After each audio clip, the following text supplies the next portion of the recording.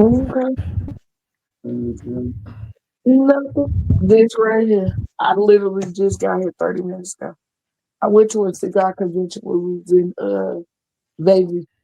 That we were and had no business up in that bitch. It was $500 to get up in that motherfucker. We had walked straight on in. I done came out with cigars, bag, get whiskey, all the whole nine. Motherfucker say, how you get in here? Walk the fuck on in, but it's Vegas, you know. Shit, make the most of it.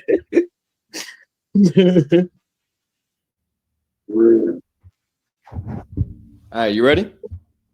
Ready? All right, let go. Welcome y'all to Let's Talk About This, another division of Reality or Not podcast. You got your boy DJ Reality and your homegirl Toya. Toya, how you doing today? I'm good. How are you? I'm doing pretty good. So I know the last podcast I thought it was pretty good with me, you, and Sydney. So want to come back and let's talk about some more stuff. So what's something you want to jump into? Well, I guess we can talk about what's going on currently, which is this here government shutdown and the effects of that.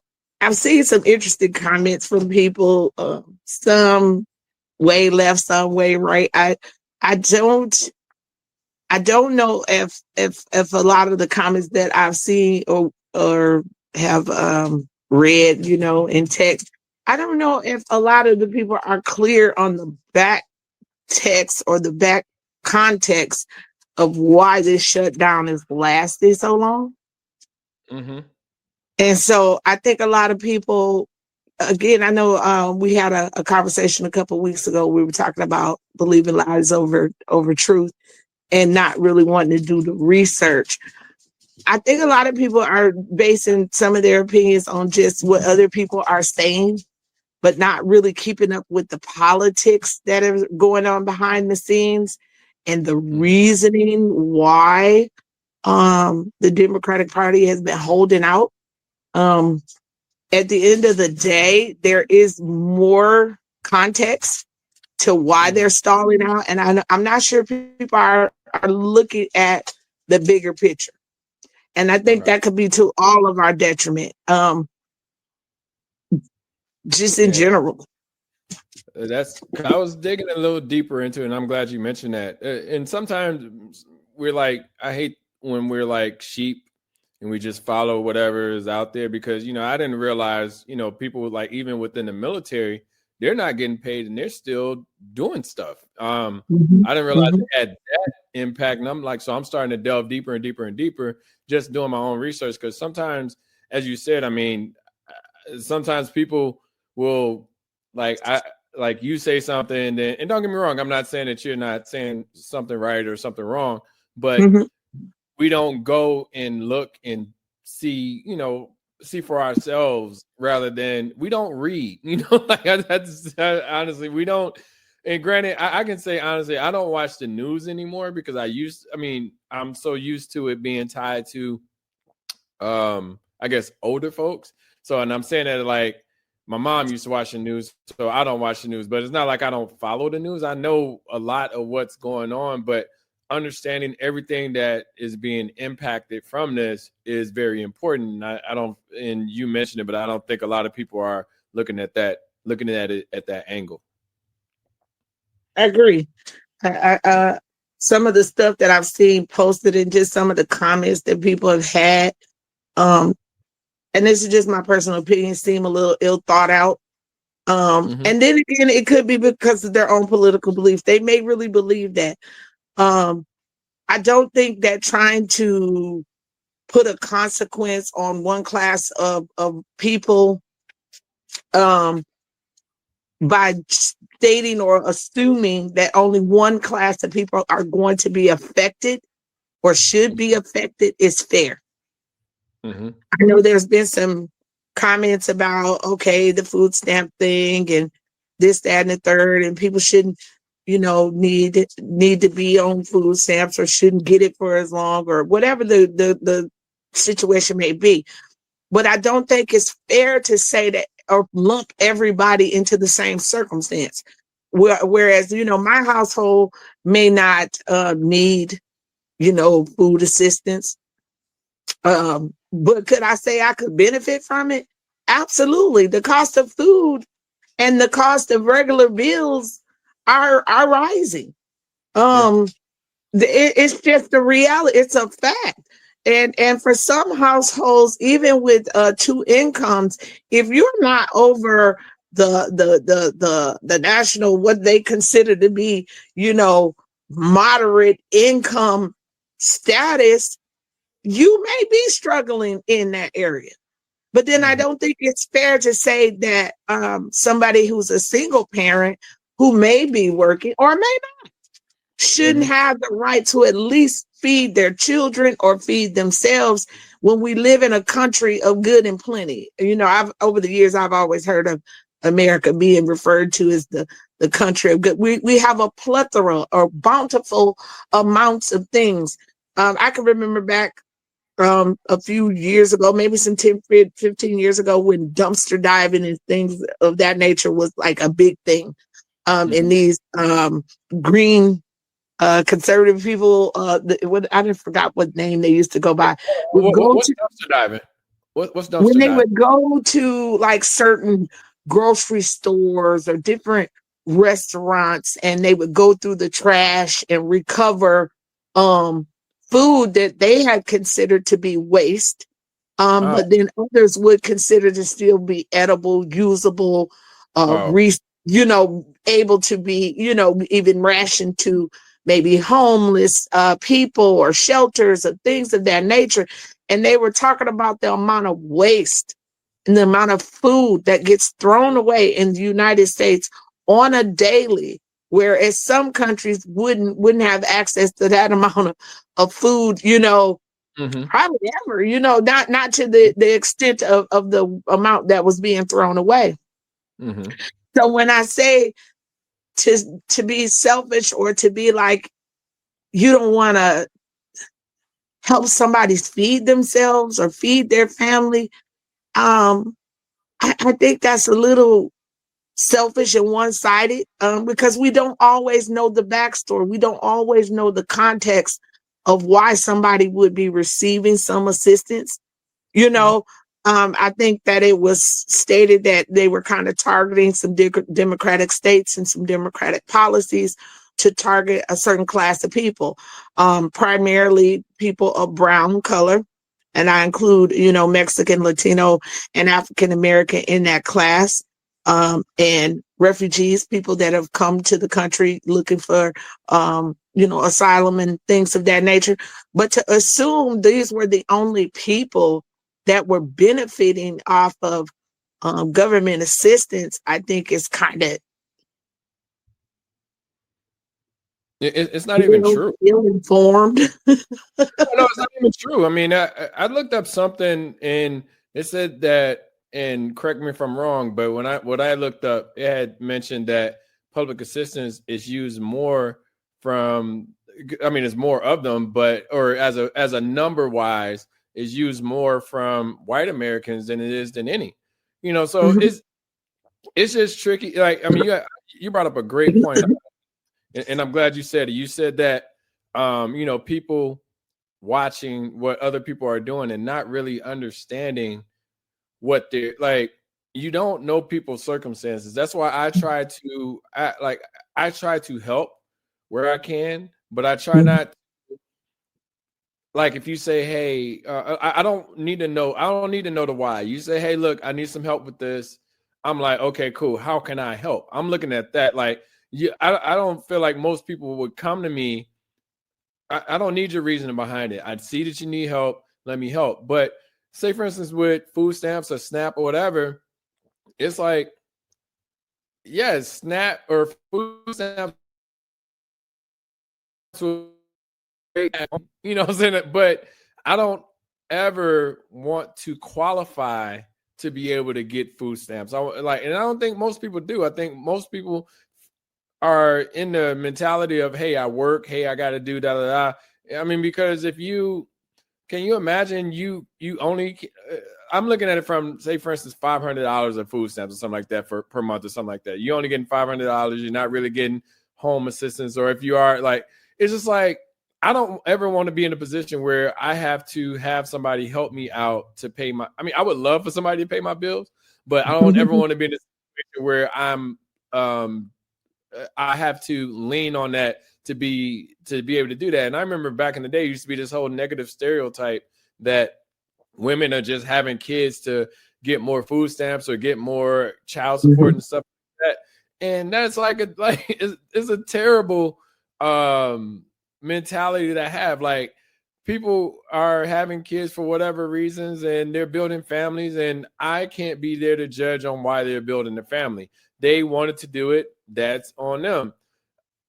The assistance that they get from the government has zero to do with me. Of course, I mean, you can say taxes and stuff like that, but either way it go, like, they need the help. So I gotta pay for it. I'm in a tax bracket where I can pay the taxes that are, I mean, they're high, but I can but I have to pay them just to be able to make sure. And it's not as if it's targeting me to pay something. It's targeting my tax bracket. It's targeting the people that makes the same amount of money as me, a little bit, some more than me, some less than me, but it's basing it off of how much I make, not based off of targeting Sean. Like, that, and that's the part that I like. People take things and they almost make them personal, and it's not personal.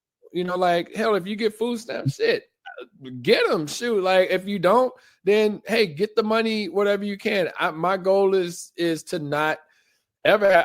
I've gotten food stamps before. You know, I wasn't working. I had to like lean on the government, and honestly, it almost made me feel uncomfortable to get them, because of course I was up here, but then I'm unemployed and I'm making over six figures, but then now I'm unemployed and you're telling me I'm making $600 a week.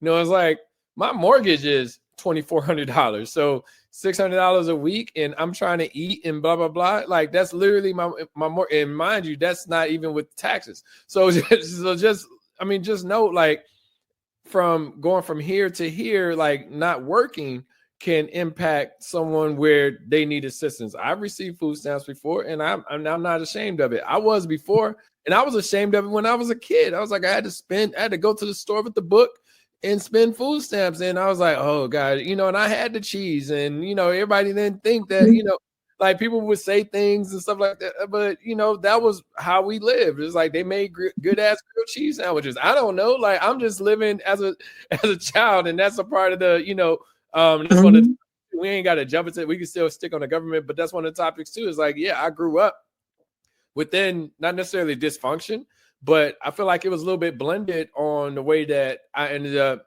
you know, coming out of it. I figured it out, but you know, I didn't understand that I was poor as a kid. I just knew that, hell, I mean, we had the box of cheese in there. My mom making $35,000 a year with 3 kids and no assistance. And, you know, it's just like, and that was in the 90s. That wasn't even in the 80s or 70s, you know, so it's just like understanding as you grow up, or something that you're not going to go back to. But back to the government conversation. Sorry, I delved off too much, but back to the government. All kind of plays hand in hand. I mean, because when you historically think about why assistance was kind of shunned upon in the Black community, at one point in time, they used to make African American women, single moms at that, jump through 1,000 hoops to receive assistance.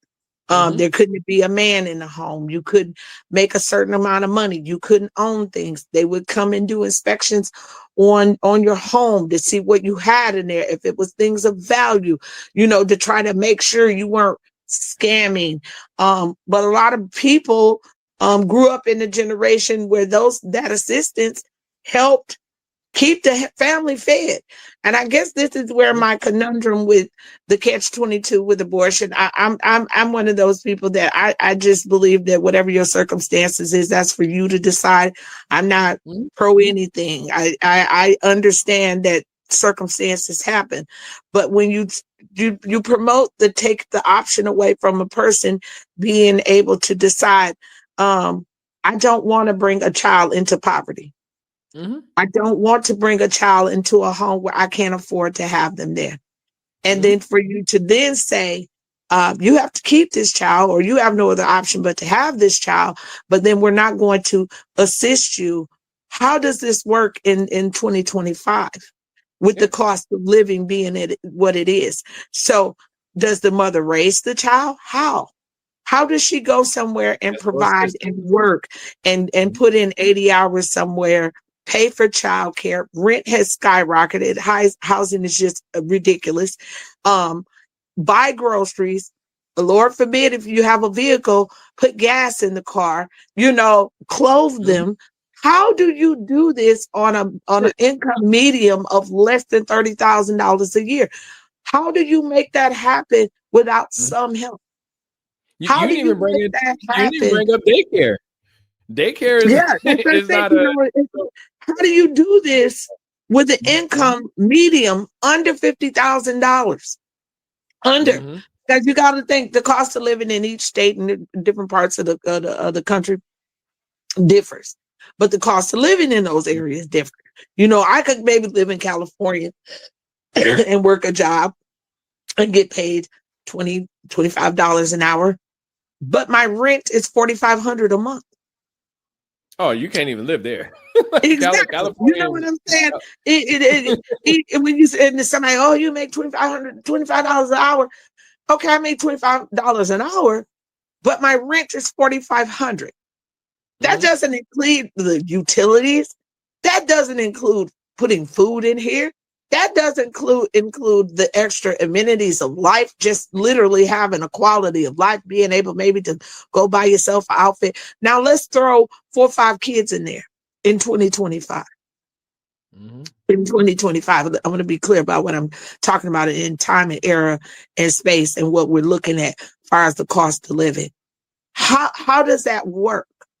How does that seem fair to say that if I had an option to say, okay, maybe I made a mistake, maybe I'm not ready, but is it fair for me to bring another child or another life into this situation that I'm not prepared for?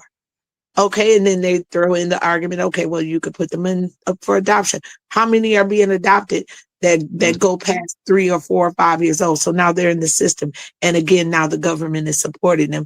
And who knows what type of care they're getting in these facilities where there's no mother, no father, no love. You're being taken care of, but are you being nurtured? Are you being loved? And so when they talk about the different nuances of why some people support, let's cut this, let's cut that. The Democratic Party, and I don't know 100% of the details, and I should do more research on it, but I really just haven't had time. But I know a core part of their stalling was to prevent healthcare from skyrocketing. I personally work in the healthcare industry, and it is a fear. We are very afraid for the consumers that I work with, and I predominantly work with the mentally ill, people with disabilities. Most of those people get Social Security or on some sort of fixed income. A good portion of them are homeless and have zero income, but they're suffering with mental illness. How do you keep that sustained?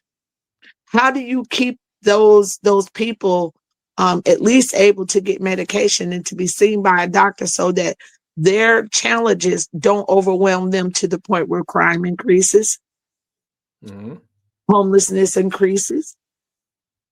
There is a fear there that some of these people, if healthcare gets to a point where it's so expensive that they just will choose not to get it. Now, we've seen in the last year or two the amount of crime that has skyrocketed, and low key, they have associated all of these particular incidents with the person having some form of mental challenge. Now, let's look at that from a person or a body of people who can't get care, can't receive treatment, who can't go to a therapist or a psychologist and get that medication that they need to keep them sustained, so that they think about their actions before they act on them, before they decide to assault somebody, before they decide to walk up on a billionaire and shoot him in the head, or, and that happened. He owned an insurance company or something like that. And they refused to pay for some treatment that this person's family member was going through. And it overwhelmed this person to the point of wanting to act in a violent way.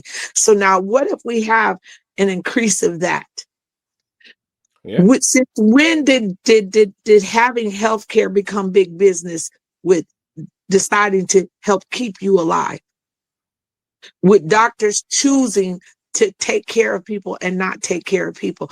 And it's kind of interesting because you're from Michigan, you're from the small town I'm from, and people at one point in time, I remember there was a question on the box when you would apply for benefits in Michigan. They would ask you, did you move here from another state to receive benefits? Because in some other states that wasn't governed, such as Michigan is when it comes to healthcare, their treatment of care is deplorable. I had never experienced what I've started to see in Muskegon since the hospital has been taken over by big business, where you go into the waiting room and wait 7-8 hours to be seen. That's to crazy. Be there half of a day and not receive a bed, to be seen and supposedly treated, sent home. And I've had word of people's family members passing away within hours, days, because of the lack of care. Back when we were younger, we used to hear about that stuff happening in big cities. You used to hear about that happening in cities like New York, Chicago. California, where they were picking and choosing on who they would care for based on if they had insurance or not. And in Michigan, it was always some golden rule that they would treat you whether you had insurance or not. But now we're making some kind of weird shift to where it's going into big business and they're choosing who they're going to treat. How fair is that? Where are we headed as a country where we think that's humane? You say you don't want people to have an abortion. You don't want them to have rights over their autonomy over their body and decision making when it comes to their health. But then if they do, they can't afford it. So it's almost like you're damned if you do and damned if you don't. I'm a little shocked at the Democratic Party for not standing up a little bit more, for resisting a little more. I feel like they've been kind of just standing back and watching to a certain degree. I can't imagine that if our former president Obama was still in office, that the things that have occurred in the last 12 months wouldn't have gotten him impeached, wouldn't have gotten him killed, wouldn't have gotten him taken out of office, because they would have thought these acts were deplorable. In the last 12 months, over 1 million people have lost their jobs. How fair is that? Now we're making people butt heads against what's right and what looks right on the surface. So they tell you, oh, well, they're holding out from giving y'all food stamps and y'all Social Security checks and pay to almost put you in a corner to where you're saying almost like, well, just go ahead and give them what they want. But now, what is the consequence of just giving them what they want? Because if we don't decide to stand up to some of these decisions, what does this look like overall for a country? We're talking about benefits. We're talking about life and death here. I mean, there's so many other things they could probably be disputing and arguing about, but it's definitely a stall out tactic to make them give in and just give them what they want without really looking at the consequence of what that's going to impact overall if it goes through as it is. Yeah, I'll say this. I think you brought up a great point. And the point is, like, even going back to the abortion topic, say for instance, you had mentioned $25 an hour, which is a decent salary or a decent amount of money to make, but it's $25 an hour, 40 hours a week. What does that work? I think that's $1,000 a week. So say 2,000, say you're making $4,000 a year or $4,000 a week. I mean, $4,000 a month. $4,000 a month, tax at 70%. You're down to $2,800. So you're about getting $1,400 every 2 weeks. $1,400 every 2 weeks. Take out medical, take out insurance, dental, all that stuff. You're probably down to like 12, 1,300. Just say 12, 1,300. I think it's less, but just say 1,200. Just say 1,200 as a whole. So out of 1,200, and this is what, like, I learned this from, and I don't have kids, and I learned this from having to break down the math for when I was applying for forgiveness for my loans, and I still ain't got forgiveness. Fuck them all, but and I had to break down all the numbers. I was like, wait a minute, okay, I'm at 1,200. I'm carrying home 2,500. Okay, my car insurance, $200. My eating, $200, $300 on the low end. Gas back and forth to work, say $100, $200. Or I say probably $200. So, and mind you, throw in daycare now. Like the whole abortion thing. Throw in daycare. Daycare can. I've seen some numbers. I'm like, geez, like that is like, how could someone? You mentioned that. How could someone survive off of not being able to? Because I don't know the daycare numbers, but I want to say Well, just do the math. Look at it like this, Shantae. It's a job. So say, for instance, that job pays $12, $13 an hour. Do the math. If they watching your child 40 hours a week and they're getting paid $12 an hour, do the math. I mean, even worse. That's what you're paying. Look, doing the math straight up. That's half of what you make. So exactly. Already. So you say $25 an hour, you say $12 an hour, you're already cutting that 25 to 12. And listen, you haven't eaten yet. You haven't gotten back. Like it's and it's just crazy to me that, and don't get me wrong, the problem I have with the current government situation now is they don't know what to do. And I'm not giving them any. I mean, this is why we put elected officials in there to be able to figure out what to do. They don't know what to do against this current administration. He's doing things, and I feel like people are so like, don't get me wrong, I don't like the things that he's doing, but I like. Well, no, I don't even say that. I'm for shaking it up so you can figure out how to stop these things, because we've been kind of coasting within the government, and everyone's doing their jobs, bills are going through, but we're starting to see the officials that we vote in aren't. I want to say they're not qualified, but they don't know how to handle things. They don't know how to get the shit done. That's the bottom line. So, but I don't know. I mean, I would say that that's a fair statement. I used to refer to it as we have an old government.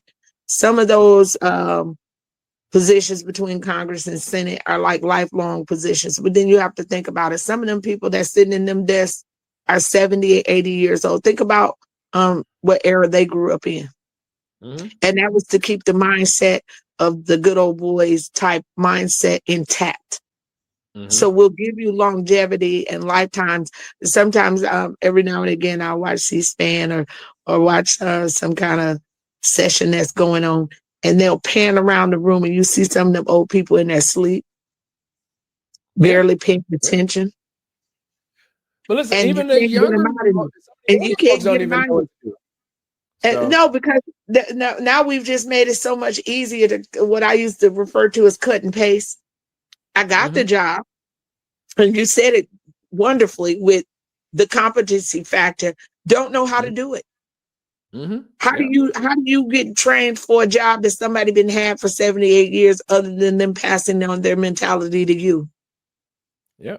And Mm-hmm. and the way that yeah, this is just training you. We saw Mm-hmm. that when we kind of talked a little bit about the leaked conversations that we're having amongst some of those representatives behind closed doors. But then you think to yourself, they got coached by somebody.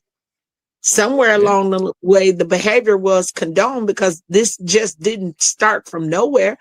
You know, you got to think technology has brought stuff to the forefront, but I guess it's been plenty of backroom conversation over a good bottle of wine or whiskey or whatever spirit they into, that these conversations go on a regular, that these younger people, this younger generation has been exposed to in some way, form, or fashion.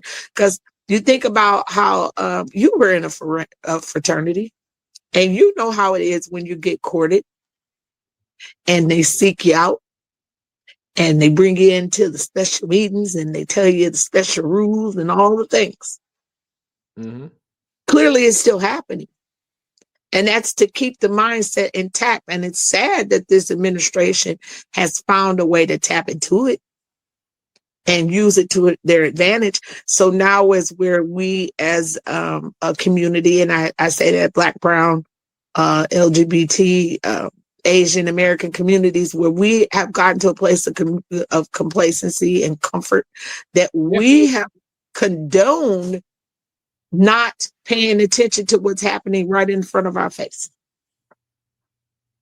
We have lost track of keeping up with what government is doing. You know, I could imagine when our parents, grandparents were going through the civil rights era, that was like a big thing for people to be socially and, you know, governmentally aware Mm-hmm.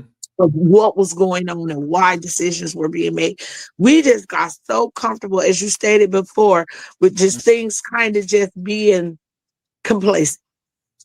And so the shaking up has definitely showed how many acorns needed to fall.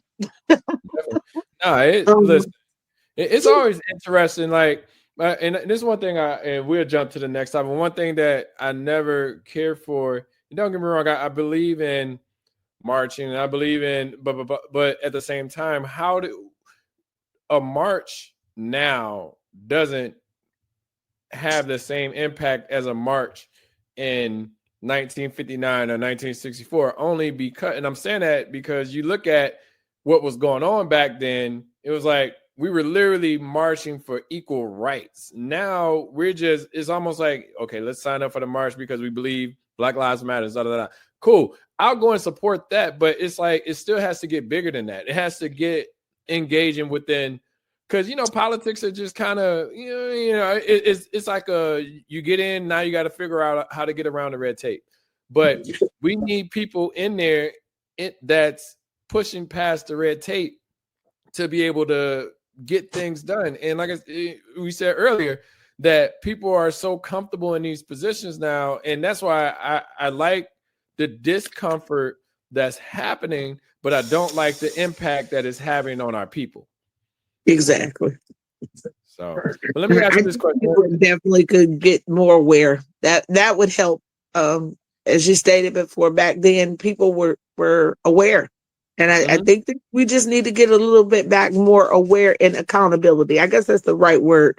Holding these representatives accountable for what they say they're going to do, and making sure they're doing it. So what you want to segue into? Yeah. Let me ask you this question. So, who did you look up to when you was growing up? Like, who was your influence? Who drove you to be like, you know what, this was Latoya, not necessarily what you aspire to be, but at least that motivation that you use to be able to say, you know what, I don't, because think about it like this, right? When we grew up, it was either we could go this way or we can go this way. And it really wasn't like a middle ground. Like, in my opinion, I feel like it was either, hell, you either sold drugs or you was on the straight and narrow. And I kind of felt like, not necessarily selling drugs or anything like that, but I kind of feel like say for instance, high school, like I wasn't like a popular person, but I wasn't like the person that people didn't know either. You know what I'm saying? I was kind of in the middle. So like, and I asked the question, like, who influenced you to be able to get to where you're at right now? And it doesn't even have to be. So I'll give an example. Like this is a fictional example, but I used to love Claire Huxtable just because she was witty, she was charismatic, she was pretty much right all the time. And I just felt like, so my idea was, I was like, you know what, I want to be a lawyer. Then I found out like 10th, 9th grade, I was like, oh shoot, you gotta go to school extra. It's like, I don't want to do that shit. I do engineering. But anyway, like that was kind of my motivation. I mean, of course, you know, like Malcolm X, Martin, and all that stuff. But like as a fictional character, like Claire Huxtable was the person that I was like, damn, like I want to be like her, not like womanly, like, but I wanted to be like her as far as she's quick on her feet. She can solve the problem. When Cliff was doing whatever, she was able to, you know, figure out the family. Like she held the family together. And then, but she was also smart too, where, you know, she did her job and she was able to, you know, handle the kids and stuff like that. So, but what was your, who did you look up to when you was growing up? It could be fictional, it could be non-fictional, it could be a family member, etc. Like what's your thoughts on that? It's kind of interesting because in a way, I can't say that I just looked up to anybody and wanted to desire their life or be like them. Did I get inspired by people? Yeah, I got inspired by a lot of things. I got a lot of inspiration from my grandfather, just because he was omnipresent. He was always there, always supportive, always encouraging, but he was a very quiet man. He didn't talk a lot. He didn't, you know, scold. He wasn't abusive. He wasn't an aggressive man. He was a very simple guy. And he was what I would consider to be like the epitome of a nice guy. He married my grandmother. He took care of his 7 kids. He didn't have any outside children. He made sure home was taken care of. He made sure extended family. He showed his strength in being reliable, being present, his character and his actions spoke for him. He wasn't a man of many words by no means, but if he said something, he meant it. He had believed in honor, and you know, if you say it, you're going to do it, stick to it. But he was always supportive. There was just never a point in time in life that he wasn't there. When my mother and father got divorced, we never felt the lacking of a father figure because he was always there. If there was an event, if there was something going on in school, you would think nobody was going to be there to support. Because I'm living with a single mom. My mom had to work. She couldn't always come to the field days and this and that. But you could look out the corner or you could look on the other side of the field and you see my granddad standing on that fence, watching and waiting. All you had to do was tell him what day it was and what time. And he was going to be there. Whether you did good or bad, he was going to cheer you on, and he had that change, that little money for you when it was over. So his character spoke to me in a lot of ways. Inspirationally wise, I always aspired to want to be great. I knew that I had it in me to be great. And my teachers knew that I had it in me to be great. They used to often say, she do just enough to get by. And so I think I was always my own biggest enemy when it came to being complacent. Yeah, because I've never fit the mold. I've always wanted to be my own thing, do my own thing, kind of tread my own path. I used to get inspired by watching Dynasty. I don't know if you remember that. Yeah, I remember Dynasty. So back in the day. Yeah, and that nigga woke up like the host. Blake and all of them.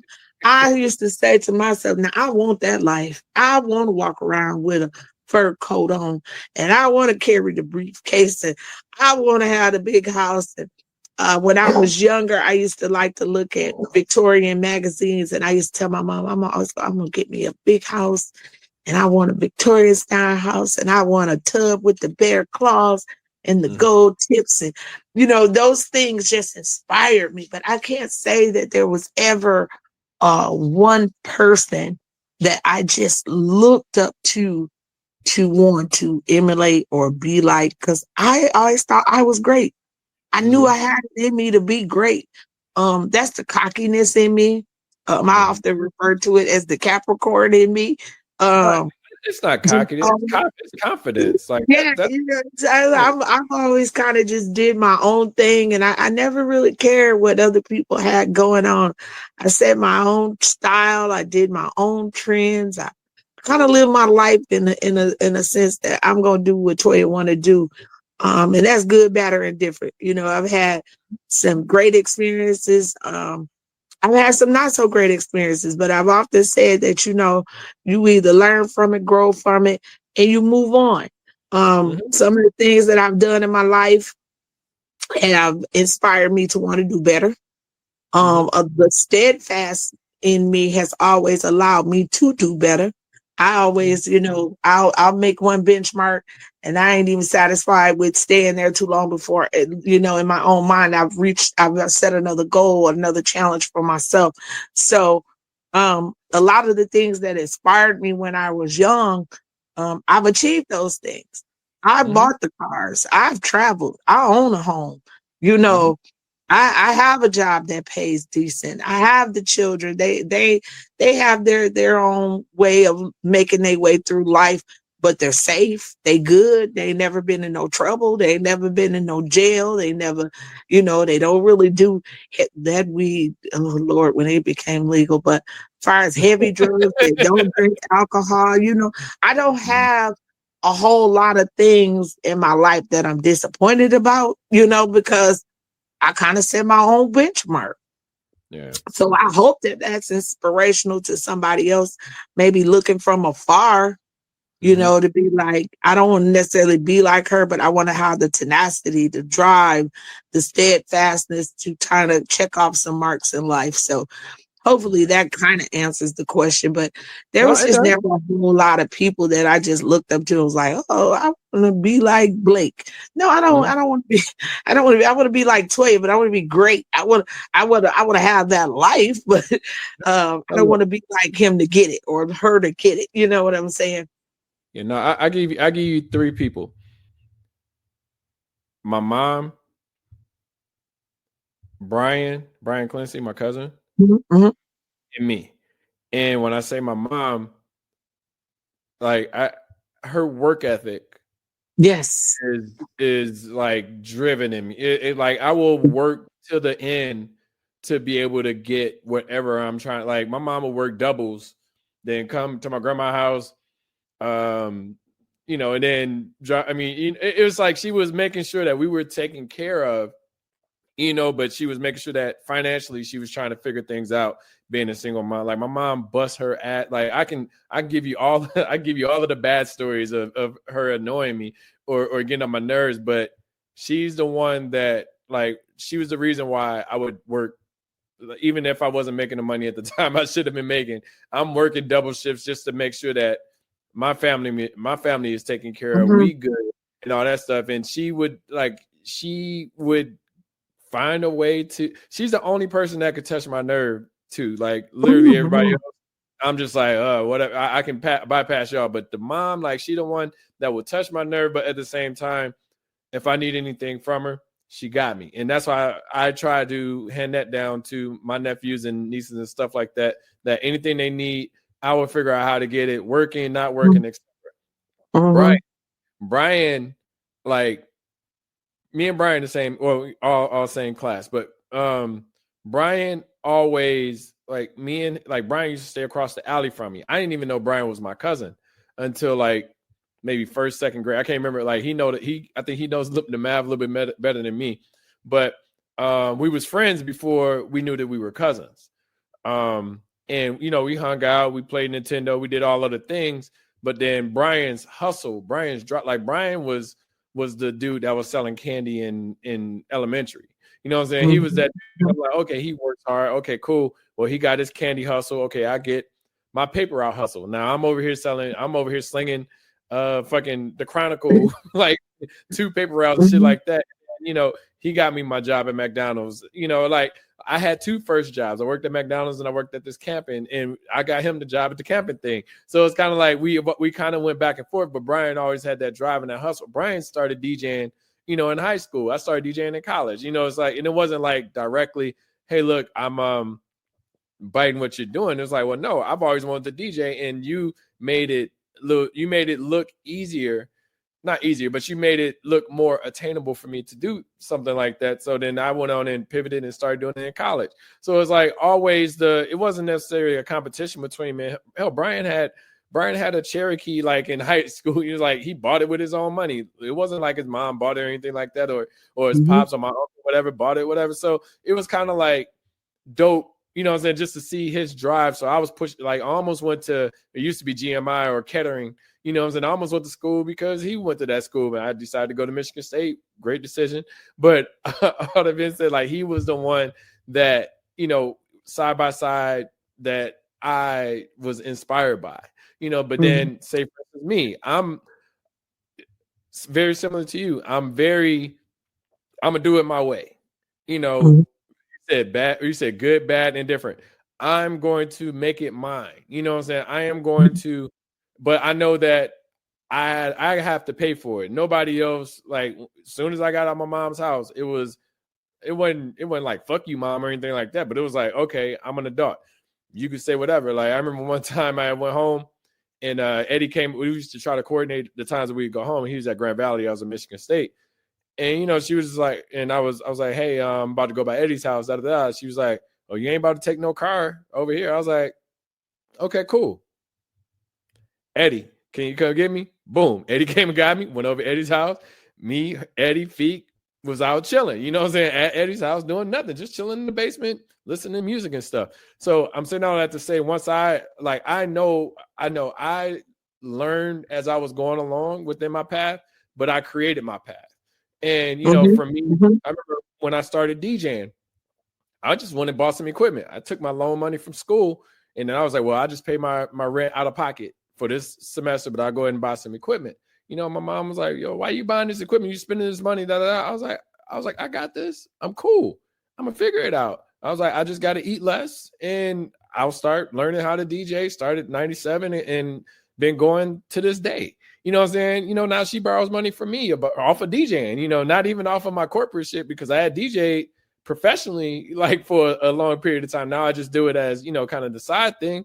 But it's like I knew, like from the DJing perspective, now I'm a DJ, and now like, oh, well, even, you know, fast forward now within my career, it's like, well, hell, I got a certification test tomorrow morning. You know what I'm saying? It's just like, no, like I'm going to bust my ass to make myself better and invest in myself.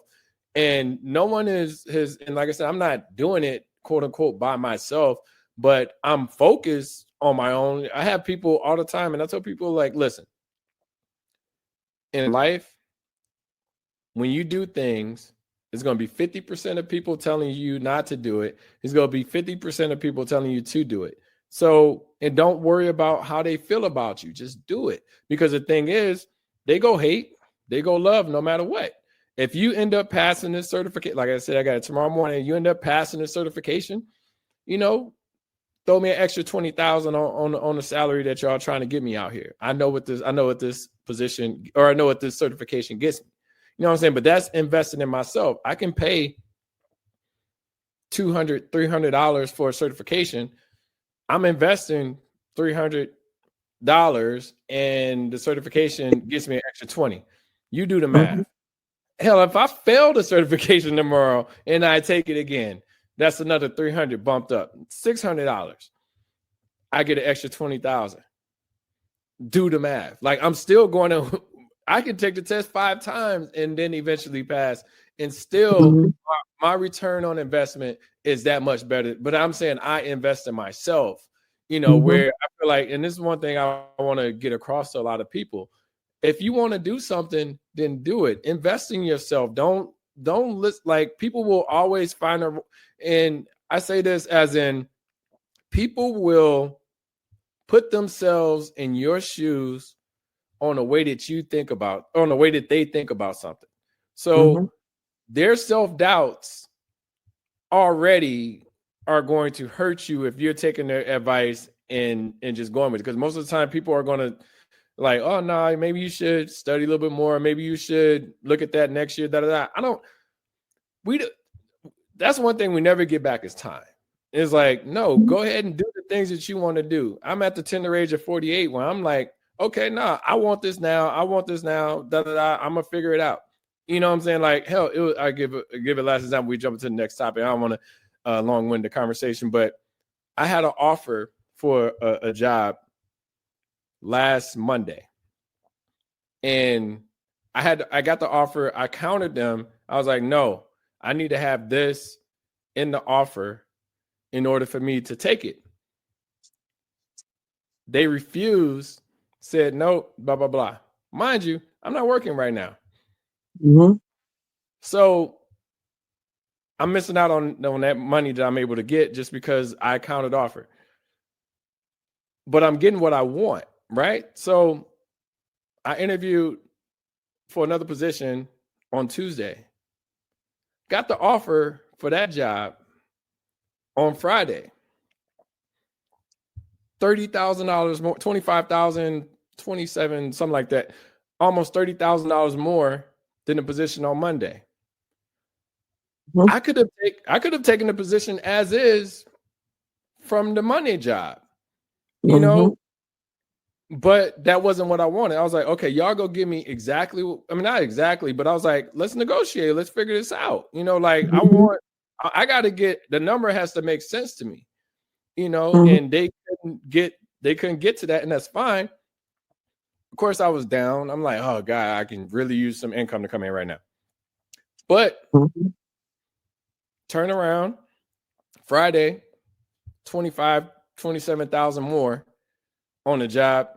And the other job was 5 days in the office. This one is 2 to 3 days in the office. You know what I'm saying? So it's kind of like understanding what you want and asking for it. Like I want to, and I want to get into the whole Bible and shit like that. But like my pastor said, he's like, hey, look, you know, he didn't want to say it directly to me, but it felt like it. But he was like, if you want something, ask for it. Don't ask specifically. Don't say, hey, I need to, I need your humble grace and all of this. Blah, blah, blah. Say, hey, look, when I prayed, I was like, God, look, I need a job by Friday. I need to pay this. I need to get caught up on this, and I need this to happen. And like I said, it doesn't happen all the time, but I literally got an offer on Friday. And I'm not saying like, you know, I'm the godliest person, but I do pray and I do figure out, you know, I was like, well, if he blesses me with this, that's fine. But I wasn't thinking I was thinking when he blesses me with this. I didn't think like he had to come through on Friday. I'm thinking whenever he decides to come through, he's going to come through when I need it the most. Yeah. You know, so I often used to tell people the worst thing somebody can tell you is no. Yep. I had a friend who had said to me one time, this book a couple months ago, she was considering transitioning from one job to another. And she said, oh, I don't really know. Sometimes I look at these job descriptions and I'm not sure. And I'm da-da-da-da. And I said to her, well, don't always get so caught up in what the job description is. I said, because a lot of times you can see the job description. And then once you actually get an interview or get an understanding of what the job requires, it's not exact as it's being described. But that's how they have to list it, or, you know, kind of refer to it as. I said, the worst you could do is go into that environment and not at least ask the questions. She says, well, some of them, they're not paying what I would want them to pay. And I says, how do you know that? Ask for it. I said, first you got to get the interview. I said, and when you get the interview, then sell yourself. Yep. If you know what you bring to the table, I said, most times in the application or on the job listing, they're starting at base level. They didn't necessarily tell you that's what you was going to get paid. You then come into that environment. If you're certified, like you said, you have the criteria you have. And lots of times people overlook the fact that years worked. When you have the experience, sometimes that speaks volumes over somebody coming out of college with the degree in that particular field. But when they don't know the nuances and the ins and outs of the actual job, and somebody else is in that same space, but's been with the company 5-6 years, understands what their goal is, what their motive is, what their initiative is, and knows how to get to the end product, that speaks volumes. And I said, when you get in there, I said, and then you have to factor in, how does their pay system work? I said, okay, you saw that job and maybe they said $50,000. Okay, you don't want 50,000, you want 65. I said, but now you don't know how that pay system works. I said, maybe you come in and you ask for 40, 45. But then you didn't know until you got the job that after your first 90 days, your trial period, you got another raise. And 6 months in, you get another promotion or raise. A year in, you had your evaluation and you get another raise. Who's to say within that year's time, you're not closer to the 50 that you wanted than you thought? Yeah. Because you don't, selling yourself. I said, the worst they could tell you is no. The worst they could tell you is no. Don't talk yourself out of it, though. That's right. Sell yourself. I say, you know the job, or you think you do. Even if you don't, go in there and they say, fake it till you make it. Sell yourself like it's your last day on earth. And the worst they could tell you is no. Case in point with your scenario there. Okay, you didn't get what you was asking for the day before, but the second day somebody said yes. The worst they could tell you is no. Yeah. No, don't mean I still don't want it. Don't mean I still don't deserve what I'm asking for. Maybe that I believe a lot in fate. A lot of times people, I leave a lot to fate. You just never know. It was your time to shine. That first opportunity was probably never in the cards for you. It was not going to be the right fit. You probably wouldn't have wanted to be there too much longer because you wouldn't have felt like you were getting paid what your worth was. And so when you go into spaces like that, sometimes you don't bring your A game. Sometimes you ain't, giving it your all because you're thinking to yourself, now I ain't finna do 2 men's job and get paid for one, And so the worst they could tell you is no. That don't mean you don't ask. Yep. That don't mean you don't ask. And I liked when you referred to your mom as being an inspiration. I should have included her as the inspiration, but not somebody I just looked up to again. Like your mother's single mom, working a lot. She worked for the school system for 40 years. So a lot of times when we at school, she at school too. So there was not a lot of time for her to be as engaged and as present as she would have liked to have been. And when I got to be a teenager, I ain't gonna even lie, that was probably the most tumultuous times of our life. We butted heads to there was no end. And I was even then, the consequence of my arrogance, but kind of hard-headedness. I financially have been kind of supporting myself since I was 15. Her consequence to me would always be taking things away. I was too old to whoop. I was too old to punish in a certain kind of way. But she knew how to make it hurt. Take the car, to go school shopping for my sibling, but won't buy you nothing. I hated that. How to make the consequence. I gotta get to work. Yeah, I gotta get to work. Like, what the fuck? Gotta get to work, and you can't take this car and call your daddy, call your granddaddy, and so I even then, as I look back on it now, I used to tell people, and I still do. My mom's been passed away about 8-9 years, and she was OCD. We had chores and rules around there that a nun would stamp. That's how good they was. And I rebelled against a lot of things. But the moment my mother passed away, when I say all those things that she did innately, that she punched into our head, came fluttering back.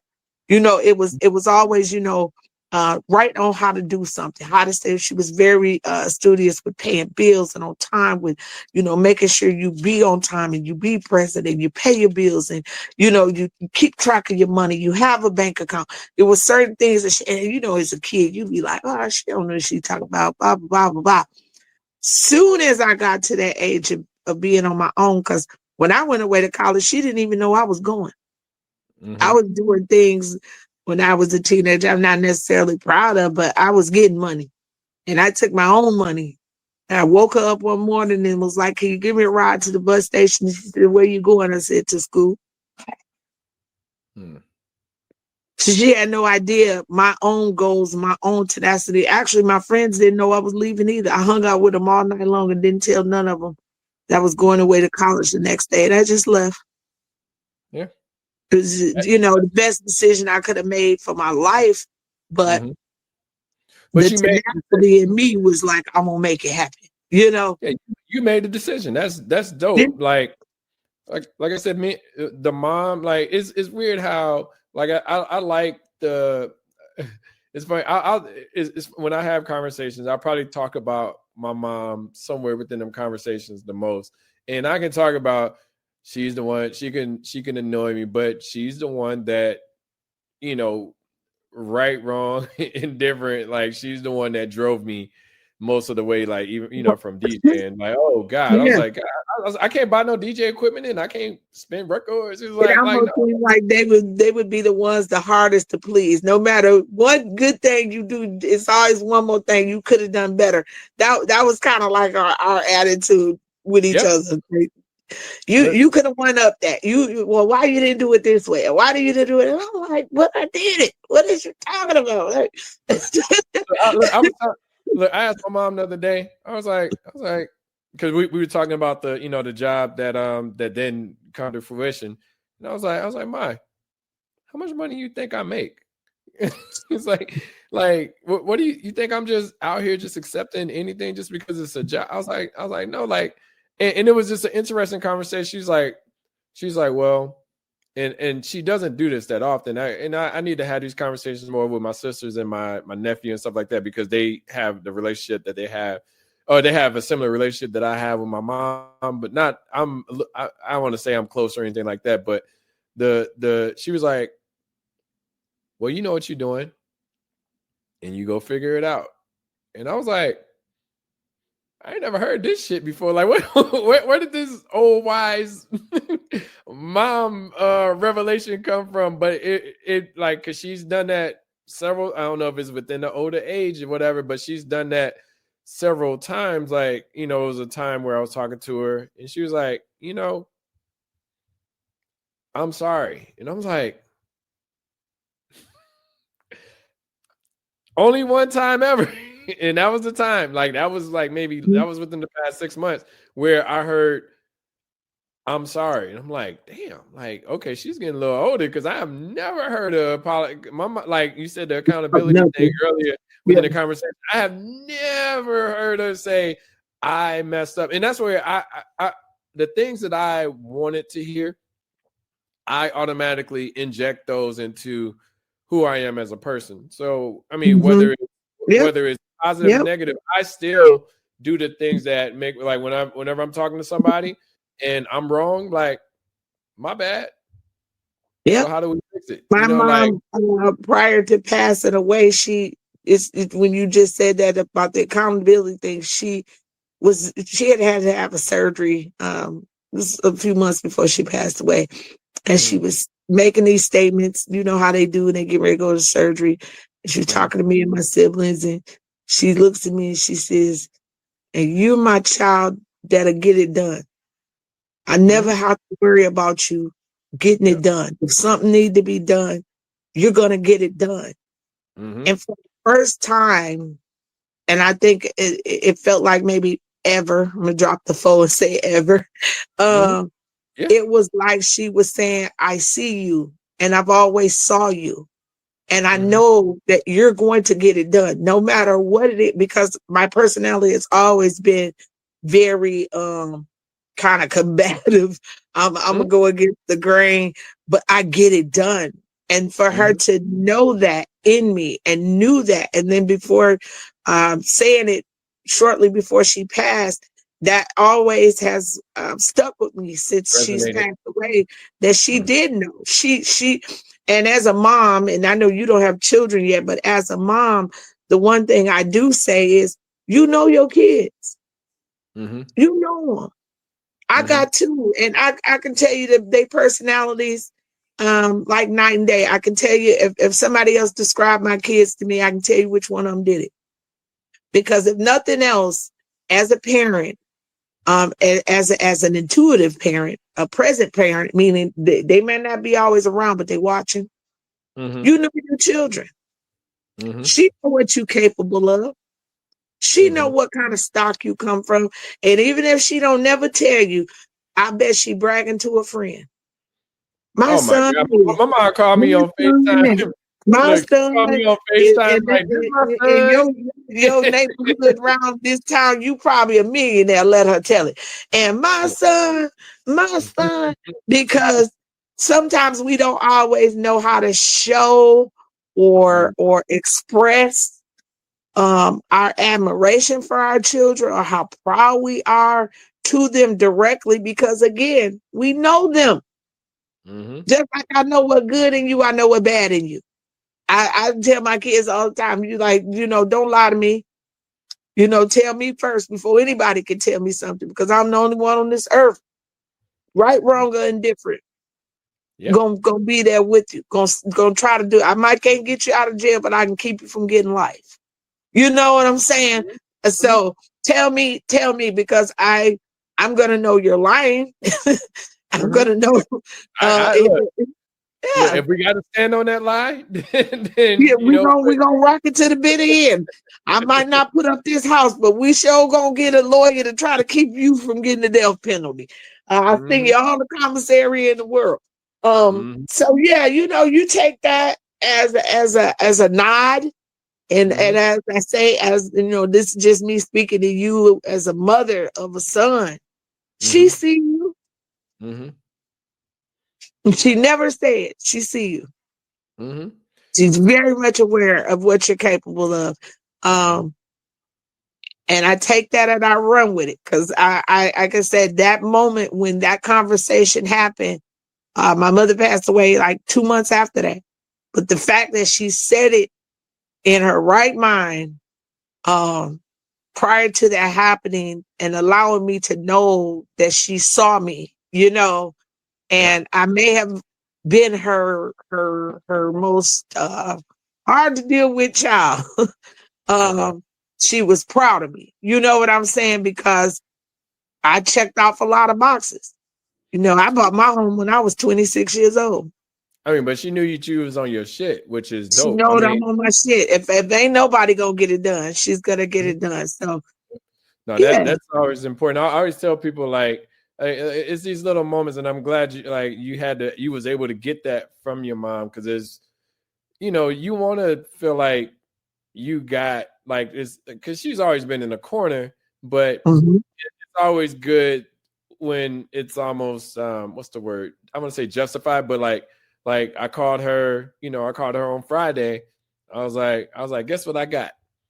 She was like, what'd she say? She said, she's like, you got some breakfast or something? I was like, no, guess what I got?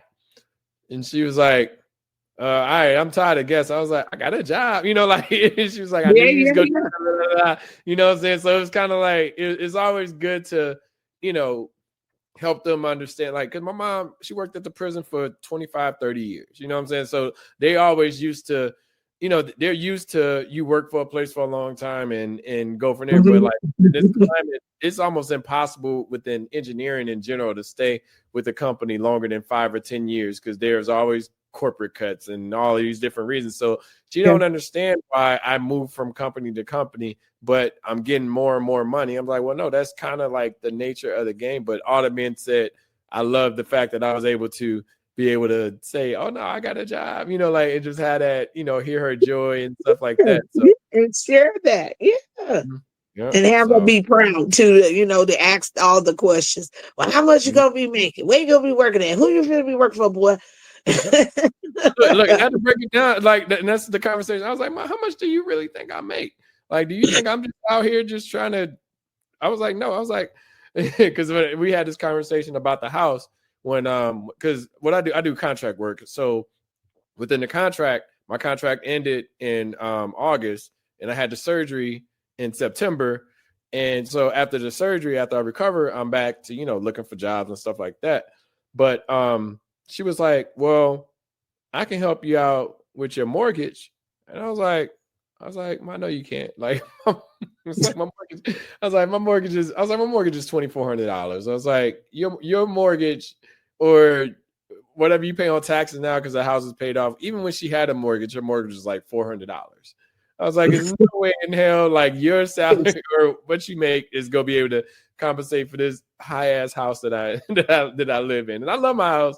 And it was well worth it, but it's just, I was like, no, I was like, but she was like, but I know, because I told her, I was like, no, I'm gonna figure it out. Because I always tell her, I'm gonna figure it out. Don't even worry about that. Like, I'm never gonna be worried about losing a house or being able to not take care of things that I need, But yeah, it's just good. She was like, well, you go figure it out. I'm like, yeah, you ain't got no choice, shit.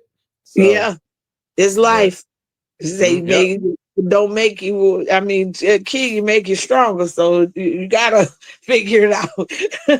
You Yes, gotta ma'am. figure it out. Yes, I ma'am. will say this though, as I got older into the stage that I'm in now, in my late 40s, I often reflect and say to myself, I have a lot more empathy for my mom. I can Definitely. remember my mom at this age. I can remember maybe the trouble that she felt I was bringing to her or the stubbornness that I was bringing to the table. And as a parent, not knowing the backstory, I don't know the things that my mom may have kept from us. The time she may have been robbing Peter to pay Paul. The things that were going on behind the scenes that may have been causing her stress or concern. I don't know those stories. I don't know if it was something that was weighing heavy on her. I don't know how the divorce affected her. I know for many years she didn't date because she had 3 daughters and she just refused to bring men around us. Could that have contributed to her not finding love again, not wanting to remarry? I don't know. What I do know as a mom at this age, I have a better understanding because I know that there are things that my children don't know. There were times when they were younger and the scuffle was hard and I just didn't tell them everything. When me and their father separated after 16 years, how I may have kept my emotional feelings and how that was affecting me from maybe being a little more compassionate, a little bit more patient with them, working more, being kind of, I ain't gonna say not present because I'm one of them parents that was at everything. I literally attended every single event, field trips, school, anything. I'm gonna be there because I always wanted my mom to be there. And I understood as an adult now that she had to work and it wasn't possible. But I work in the industry that I work in, I've always made sure that I used my PTO wisely. I never took frivolous vacations. I never took weeks off at a time. I kept those hours so that if my son had a field trip, I'm going to be that chaperone parent. If my sons had a game or something they were at, I'm going to be there. They never had to not look over in them stands and not worry about me not being there because I was going to be present. So I have a lot more empathy now because I don't know what her journey was. I don't know, and to this day, some of those questions will never get answered because she's not here to have those conversations. But I do have empathy for the time frame because I think back and I'll be like, I remember my mom in my 40s. Well, I remember the hard time I was giving her, when she was in her 30s and I was a teenager and I was reckless and talking crazy and for the streets. It was, I just remember, and I could just imagine as a mom what that was like, Listen, one thing and we can wrap on this, but I remember talking to my mom. She came here, and I'm not going to because it involves family. But she came here to visit during COVID, and when she was she was saying, well, we were talking about an individual, and I was like, yeah, I support the family. She's like, well, you don't know what he did to me, and I was like, tell me more. Like I didn't even know that there was a thing, it's stuff like that, granted, I'm not sure how much your mom would have told you, but of course that we've dealt, and we haven't, I don't have any like specific like trauma that's like that to that level. Yeah, me neither. But at the same time, it's like, it's hard to, like, I want, like, when she said it, I was like, it's hard to imagine they had a life before being a child. I mean, before being a parent. Yeah, I was like, let's talk about it more. But then she automatically shut back down. I was like, damn. Well, you don't want to push. Like I tell everybody all the time, like, you got a story, you tell it when you want to tell it. Like, I can't force no one to tell a story, but just know that I'm here because it can feel embarrassing to them, or it's like they don't want the sympathy or the empathy that's there to be provided. I'm looking at it like, no, like, I'm not judging. Like, I understand. Like, I'm here to hear about, because I mean, it makes a little bit more sense on, like, well, ain't Evelyn mean or da da da. I was like, well, no, you don't know what she actually went through, what I'm saying, and stuff like that. As a child, like, this isn't, as an adult or anything like that. Of course, she dealt with everything as an adult, but being impacted as a child can change the way who you are as a person forever. So when she broke down and said that, I was like, oh no, I was like, all right, well, we literally driving to go to Whole Foods and shit. And I was like, well, tell me more. Like, talk about it. Like, so I can understand it and see where you're coming from. Cause I've never been a judger. I've always abided by, you live by your own path. Like I can't tell you what you should be doing. And I hate when people try to say, well, you should do this. Like, if you're a child and I'm teaching you and you're learning, I'm like, this is why you should do this, and this is what you're going to get from it. But as an adult, I'm never going to tell anybody what they should do. I'm going to give advice and give information and stuff like that. But I'm never going to tell somebody this is the only way to do it and da da da. And if you don't do it this way, then I don't fuck with you. And I don't know. Like, talk to people, understand what they're going through. Because, like I said, that was a moment for me that I've only had that moment one time in my life. And she's 74. She'll never open up like that again. And she only opened up at that point in time based off of frustration, not even off of me asking questions, so. So that's a story that they say may never get told, and you'll always have that in your mind. But I would say that that'd be a great topic for us to explore on maybe one of our next sessions. We could talk about maybe how secrets hurt families. So all right, we go definitely, that's gonna be a topic. So definitely let's we'll talk about that next time. But appreciate y'all for tuning in for Let's Talk About This. We appreciate you. Make sure you like, subscribe, leave a post, talk about things that you would like us to tackle, and we'll go from there. Toya, any parting words? No, I'm looking forward to our next topic and subject. I really enjoy it, and I enjoy conversating and having that kind of like difference of opinions and views. Sometimes it's just kind of good to sometimes hear a man's point of view on certain things. So I like that, and I enjoy doing that. So I'm looking forward to it. Can't wait till our next session. So you keep them good topics coming in, and I'll do my research. Look, I really love talking to you, and I love the engagement, and I like the back and forth, and that's always important, because the thing is, like, we're not looking to solve anybody's situation. We're just telling you how we've dealt and how we live and the things that we've experienced within life, and that's only meant to help you figure out things that you may be going through. Like I said, leave a conversation with, or leave a topic within the within the comments, and we're always open to talking about those things. But but anyway, thanks you everyone. Talk to you soon. Peace. Bye. Have a good night.